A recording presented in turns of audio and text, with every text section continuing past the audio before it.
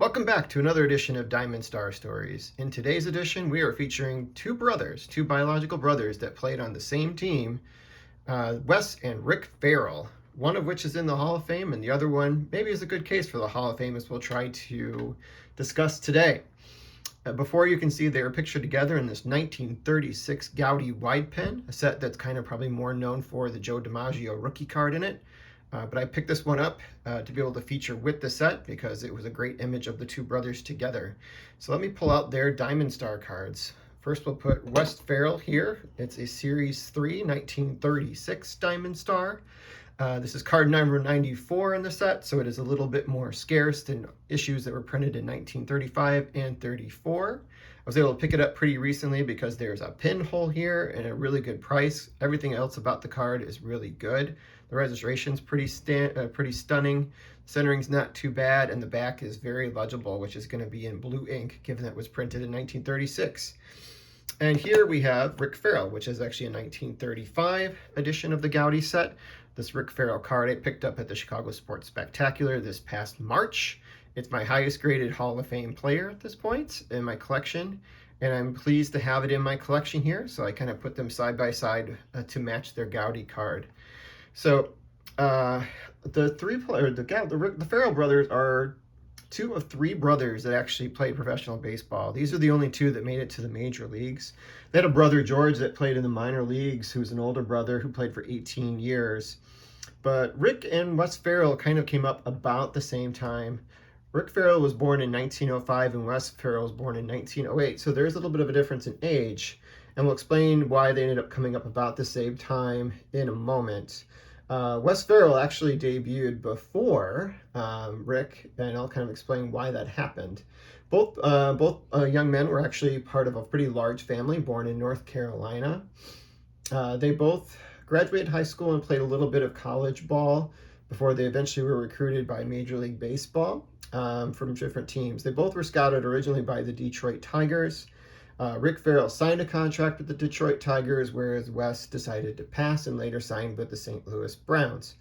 Rick Ferrell was in the minor leagues actually for several years, and actually he was trying to petition the team to be able to bring him up because he felt like he was ready. And when the team said no, he actually went to the commissioner's office with the petition saying, "I'd like to become a free agent because I feel I'm being held back in the minor leagues against his will." It was actually ended up being honored by Landis, which forced the team to be able to sell him at that time. And that's how he ended up actually being moved on to the St. Louis Browns.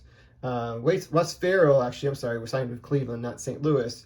Debuted shortly after he was signed. He played a little bit in minor leagues, but then was brought up pretty quickly at the age of 21 and started pitching for the Cleveland Indians. And over the course of his career, he played for Cleveland, Boston, Washington, the New York Yankees, the Dodgers, and with the Boston Braves as well. Whereas Rick played with the Browns for a good portion of his career, went to the Red Sox, went on to Washington, then came back to the Browns and ended up in Washington again before his career wrapped up in 1947 after he debuted in 1929.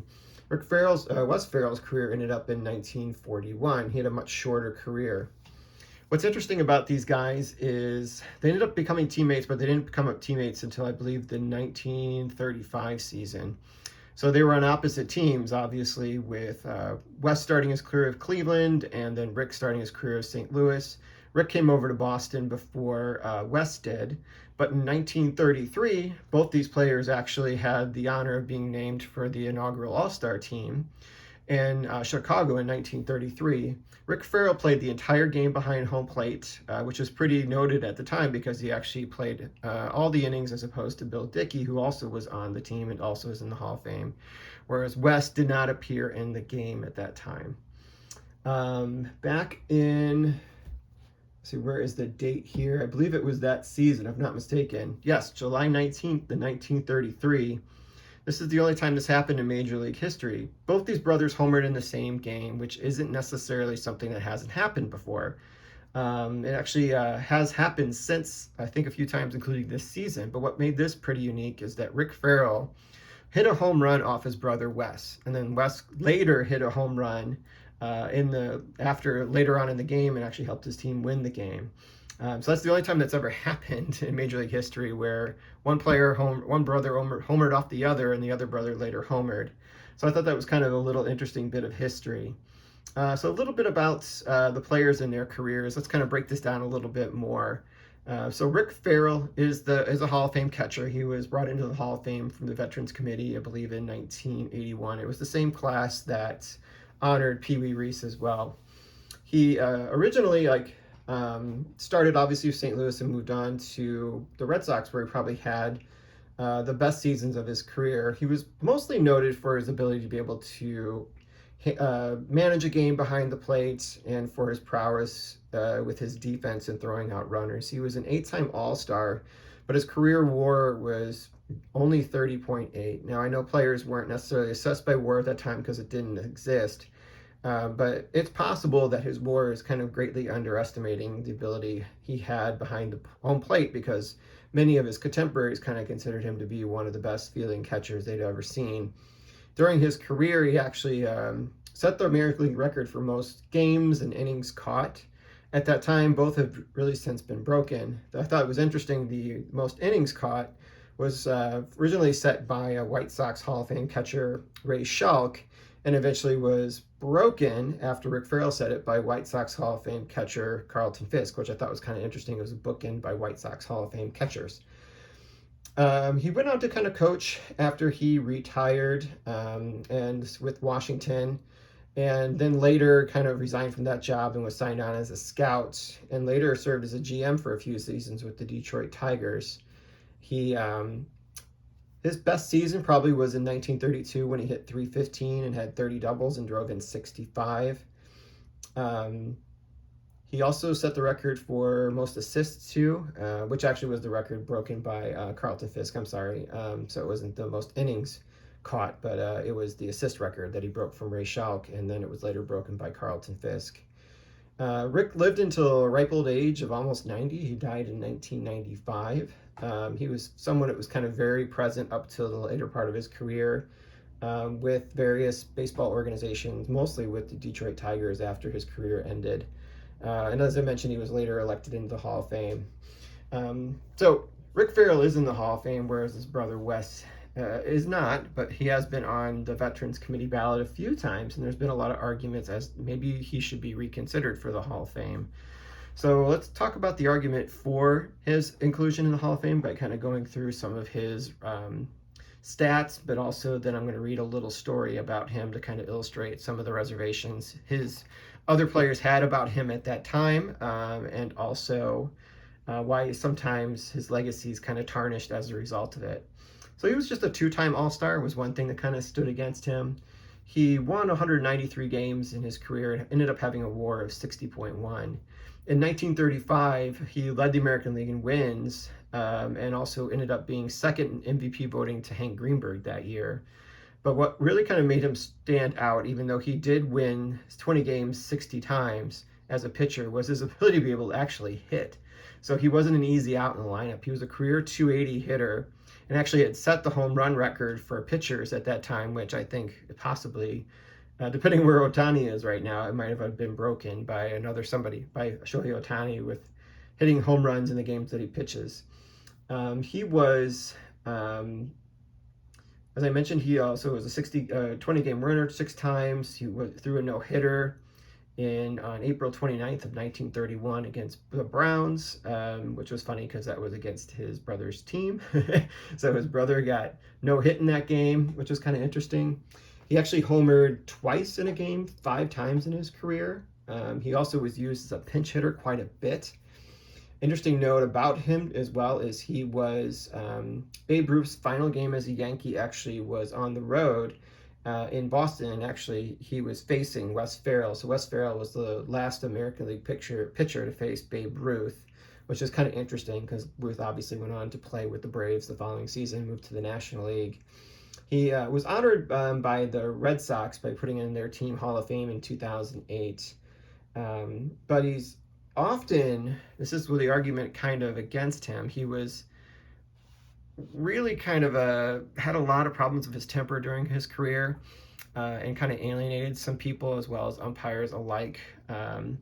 After his career, he went on to play in the minor leagues for a little bit as a position player and really was quite a standout because of his prowess behind being able to hit at the plate. And then he managed a little bit and coached too, and was known to get into fights with umpires during the game. But sometimes there was also incidents where he was kind of really taking it out on himself. So in order to kind of illustrate that, I'm going to bring in one of our friends from previous episodes. We're going to bring in Billy Werber, who was a teammate of both these players during the 1930s. And he had the first-hand account of probably something that Wes Ferrell is probably most noted for in his career. So let me pull up that story from his book that he wrote about his time in baseball. I think it was early 2000s when he published this book before his death. So let me go ahead and read a little story about Wes, and then we'll kind of show you the cards a little bit more in detail before we kind of wrap it up. So here we go. So Rick's brother Wesley Ferrell should be in the Hall of Fame, but for reasons that escapes me. It does not look like he'll ever make it. All he did was pitch in the big leagues for 15 years with a record of 193 and 128 for a winning percentage of .601. He won 190 of those victories in a remarkable streak of 10 years from 1929 through 1938. Wes was also probably the best hitting pitcher of all time in his career with a .280 average. With an impressive .446 slugging average, his career home runs 38 is still a record for pitchers. In 1935, he hit a cool .347 and 150 at-bats and clubbed 7 home runs. He was such a good hitter that he was used as a pinch hitter 139 times during his career. Wesley was born on February 2nd in 1908, 2 years and about 4 months after his brother Rick. My association with Wes began in my first year at Duke University when I was on our freshman baseball team, the Blue Imps, and had a game against the Oak Ridge Academy. We were well aware of the prowess of the Oak Ridge pitcher, a tough egg named Ferrell, before the team ever arrived to play us. Although Ferrell was said to be headed to the big leagues, the Blue Imps were not a too shabby team of freshmen either. Some of us would eventually go on to sign and play professional baseball. We managed to beat West that day before an overflow crowd at Haynes Field. Shortly thereafter, Wesley left Oak Ridge and signed with the Cleveland Indians. He was barely 19, stood a well-proportioned 6'2", and possessed a mean fastball and an outstanding curve. The Indians farmed him out for the summers of 27 and 28, but brought him to the majors in 1929 at the age of 21. All he did was win 21 games, the second most in the league, while losing just 10 for the third-place Indians. He followed that with an impressive debut with seasons of 25, 22, 23 wins. Not even the great Lefty Grove won 91 games in his first 4 years in the majors. In 1933, Ferrell hurt his arm, but won 11 games for the Indians, who thought he was through. Tom Yankee had obtained Rick Ferrell from the St. Louis Browns soon after he purchased the Boston Red Sox, after catching the Boston pitching staff in 1933. Rick hightailed it to the front office and persuaded general manager Eddie Collins to part with some of Mr. Yankey's money and obtain his old, washed-up Wesley, his brother. It was when Wes reported to spring training in 1934 that I finally got to know him. Although I had followed his career from that day he had pitched for Oak Ridge against the Blue Imps, I quickly learned he was a competitor from the word go. And although he had no longer his former fastball, he was hardly through. He won 14 and lost 5 for the Red Sox in 34, and followed that with a 25-win season in 35 and a 20-win season in 1936. Ferrell wanted the ball, and if he was not pitching, he wanted to pinch hit. In late innings of close games, Wesley could sense a pinch hitter might be needed almost before the manager. He would go to the bat rack, select his bat, and walk to and fro in front of the manager, Bucky Harris, waving that bat. He wanted to be at the plate no matter who was pitching, and he could be counted on to get the bat on the ball. He even played 13 games in the outfield in 1934 and hit .282 that year for us. Sometimes Wesley was too much of a competitor. One afternoon in Shibe Park, he and the Ames were down 10-0 in that half of the 6th inning. They touched him for 5 runs, but Harris seemed unworried. Ferrell was a smart pitcher, and he was always a threat with the bat.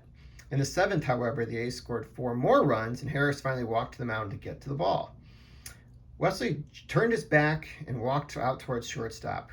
When Harris finally managed to corral him and get him to the dugout, Ferrell struck himself in the jaw with his fist and slammed his head into the concrete wall. Bucky had to pin his arms to his sides to keep him from doing further damage, Another time I saw him got so mad after being taken out of a game that he jumped up and down on an expensive watch he owned, crushing it beyond repair. So, I think it just kind of encapsulates some of the antics that Wesley had in his career. That incident of him being restrained by Bucky Harris was something that's been mentioned several times if you look things up about Wes Ferrell, and just probably how kind of strange it kind of looked to the competition, and just probably how scary it was a little bit to his teammates and obviously his family, who was also on the team that day. So, as a result of some of those types of incidents, and it wasn't an isolated thing, Rick Ferrell is someone that kind of got passed over for the Hall of Fame a few times, despite having a WAR that would be potentially in consideration. As you can see, it's twice the amount that his brother had, and his brother's in the Hall of Fame. So, if you want to take that into consideration, he probably needs to be reconsidered, in my opinion. And we need to kind of maybe look past some of these anger management issues that he kind of had, because it was really before a time where that was kind of recognized to be a big problem and something that somebody would actually be asked to receive services and have services therefore to be able to help him through those moments. So with that said, let's kind of look at the cards a little bit more closely. Let's start first with our Hall of Fame catcher, Rick Ferrell. I love this picture.